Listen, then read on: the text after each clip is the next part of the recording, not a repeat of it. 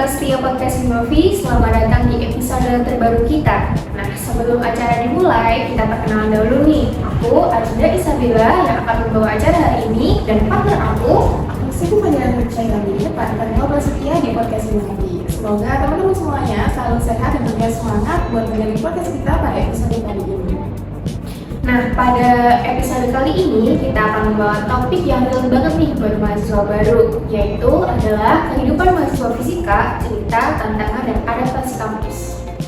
Betul banget, menarik sekali ya ceritanya Kak. Dan tentunya biar cerita kita makin seru, kita nggak sendirian, tapi kita lagi sama dua narasumber kita dari mahasiswa fisika angkatan 2025 yang tentunya bakal berbagi cerita tentang tantangan dan juga problem mereka selama menjadi mahasiswa ini.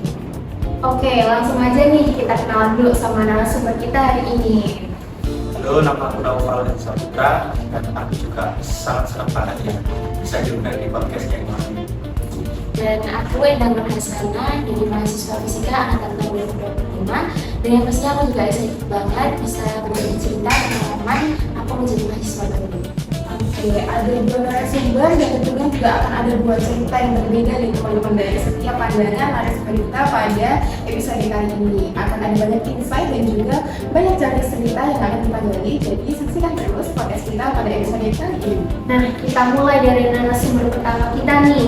Gimana sih rasanya menjalani masa awal perkuliahan? Terus hal yang paling berkesan juga itu apa menurut kamu?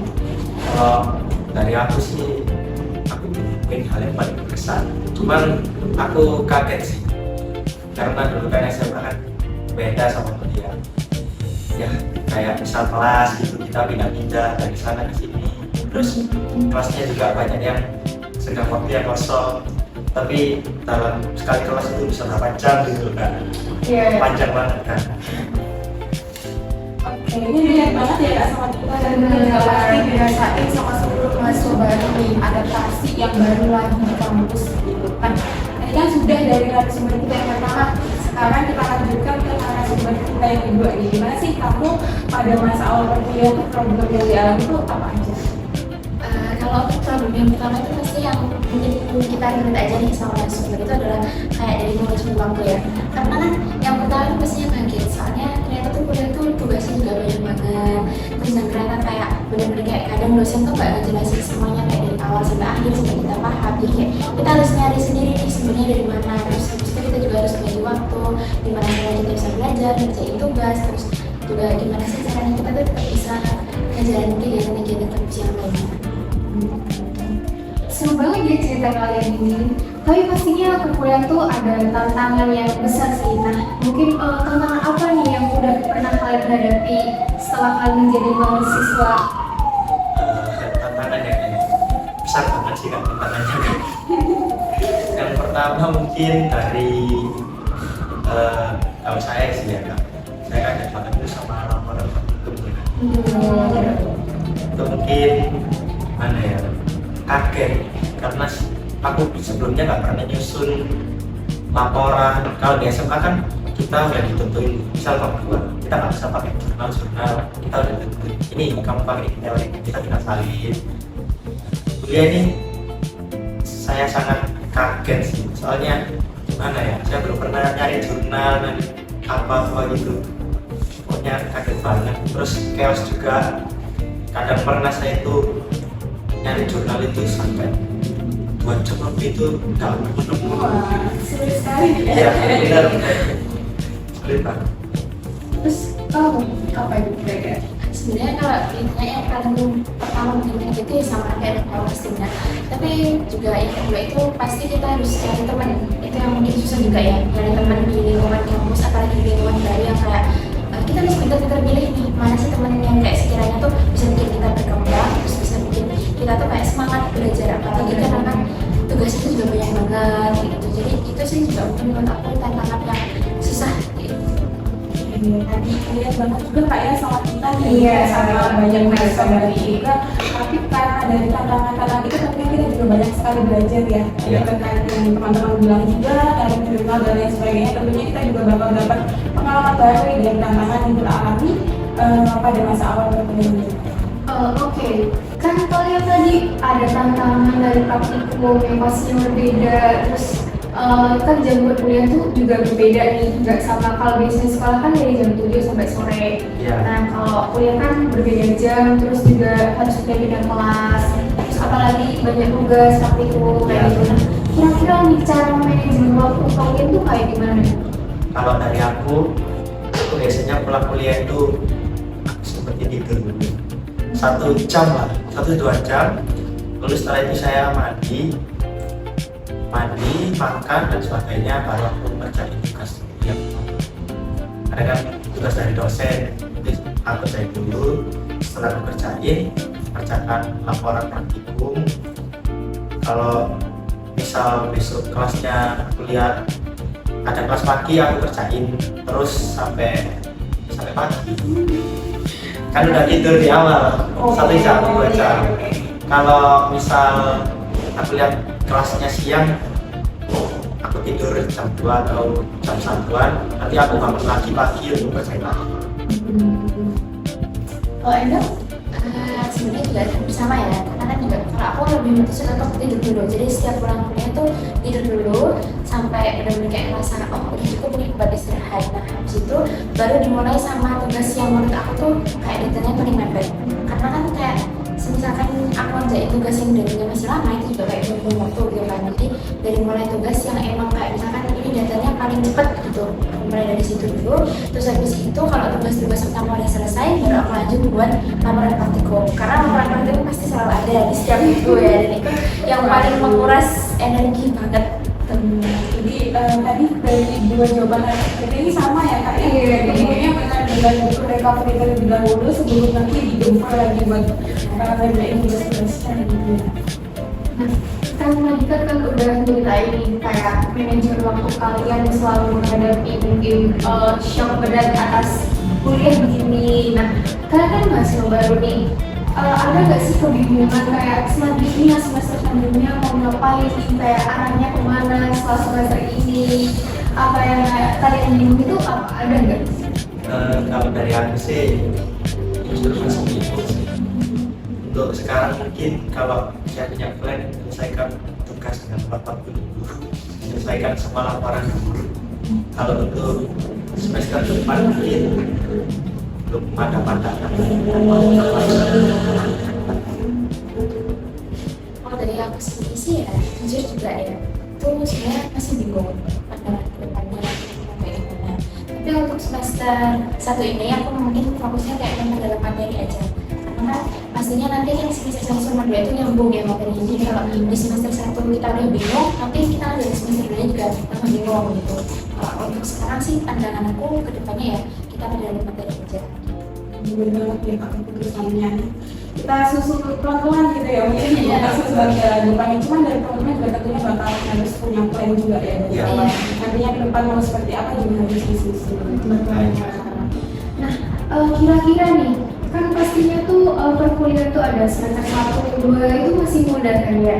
Terus semester 3, 4, 5 itu serius. Kira-kira kalian ada yang membingungkan nggak kan? Semester 3, 4, 5 itu kita harus ngapain kayak gitu? Kalian ada kebingungan di situ nggak? Saya masih bingung, kayak saya di semester 3 aja ngapain, terus belajar apa? Apakah sudah mulai masuk ke dalam fisika itu atau masih belajar dasar? Maksudnya mungkin bicara bingung ya, pasti bingung ya, karena kan mata kuliahnya juga nggak selalu sama setiap semesternya. Tapi kalau untuk pandangan ke depannya mau gimana, mungkin nanti selanjutnya itu selain faktor dalam materi aja di semesternya, mungkin bakal mencoba buat adaptasi ke dunia-dunia kayak dunia kampus yang lainnya kayak kegiatan atau mungkin organisasi kampus atau UKM, ataupun nanti mungkin bisa ikut yang mana yang aku ngomong pengen itu ikut volunteer sih sebenarnya. Oh iya, bagus sih volunteer, kayak menambah relasi kita lah. Kira-kira nih dari Kak Dila kan sudah menghadapi semester 2, 3, 4 itu gimana Kak? Kayak buat mereka berpandangan nanti ke depan kayak gitu.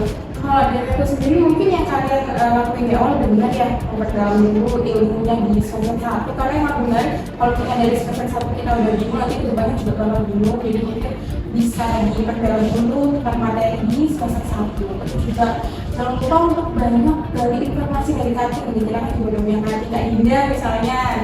Bisa tanya-tanya ke Kak Dinda, Kak di semester 3 itu kita harus ngapain, atau kalau misalnya di semester 4 kan kita ada penjurusan ya Kak. Kebetulan aku juga belum di semester 4 ya, jadi masih tanya-tanya juga ke Kak Dinda, kita banyak-banyak gali informasi dari informasi juga dari penjurusan.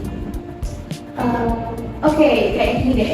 Aku mau nambahin cerita kayak aku udah melewati dari semester 1, 2, 3, 4. Nah, semester kan pasti kayak susah nih mata kuliahnya. Itu pasti banyak kebingungan. Nah, tapi di situ aku kayak mencoba, aku harus bisa, aku harus belajar agar aku paham sama materi. Apalagi fisika itu banyak orang yang bilang jurusan ini jurusan yang susah kayak gitu. Nah, itu terus apalagi kalau kan kita terus ada praktikum nih, kita ada praktikum, habis itu di semester 5 itu bahkan kita bisa mulai magang karena di perkuliahan kita harus diwajibkan magang.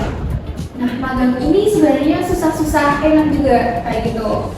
Kalau magang ini tuh kita juga harus banyak relasi sih, karena nggak semua tuh bisa kita masukin dengan mudah kayak gitu, apalagi perusahaan. Nah, terus semester 5 itu adalah semester yang berat, memang berat dikatain berat daripada semester sebelumnya. Nah, kayak aku survive di semester ini tuh, aku harus mau ngasih ruang buat diriku. Kan kita kerjain tugas tuh pasti juga stres ini gimana, apalagi tugasnya numpuk banyak. Tapi kayak aku harus keluar untuk mencari udara segar yang membuat pikiranku tuh fresh kayak gitu. Itu sih Kecuali kayak gitu nggak melulu soal tugas gitu ya, ada dirinya sendiri kan buat kita. Nah, ada lagi tuh seperti ini. Semester 5 kita tuh udah disuruh untuk menyusun proposal ya, dimana nanti tuh mengarahnya ke skripsi kayak itu, dimana kita bisa mencari topik. Nah, kalau di semester 4-nya itu tuh ada penjurusan gitu, peminatan lagi. Kan di fisika ada 3 nih bidang peminatan, instrumen, biomedis, dan material. Nah, jika kalian, kalau aku kan di material, jadi kalau misal kalian di material, kalian harus udah kayak, kita di material ini mau kemana arahnya, kayak kita udah harus kayak punya pencerahan nih, kita kemana. Nah, di semester 5, kita baru bisa, oh aku mau deskripsi ini nih buat material, kayak gitu. Banget informasi dari Kak Dinda, bukan berguna buat narasumber aja, tapi buat aku juga ya Kak. Benar banget nih Kak Nila. Kira-kira nanti kan ini masih awal nih ya. Kalian ada gambaran nggak kayak aku mau ambil apa, kayak mungkin kalian punya kemampuan di bidang apa gitu? Ini ambilnya dalam konteks Minatan, no? ya. Kalau aku peminatan sih, aku sih itu sih apa, mau ke biomedis kan. Soalnya aku dapat info dari guru aku itu sangat banyak membutuhkan lowongan pekerjaan, karena kan kalau dari guru aku itu dalam satu rumah sakit itu kan biasanya ada beberapa alat. Ini nih harus satu orang ini memegang satu alat. Dan di rumah sakit di Indonesia ini katanya guruku ini masih misal satu orang ini memegang banyak alat. Jadi aku ingin ke biomedis kan. Mungkin itu apa? Kalau aja Kebetulan juga sama ya, Sama ya. Iya, mau ngambil biomedis karena mungkin kalau ditanya alasannya ya, karena dari dulu itu memang aku lebih cenderung suka sama dunia kesehatan.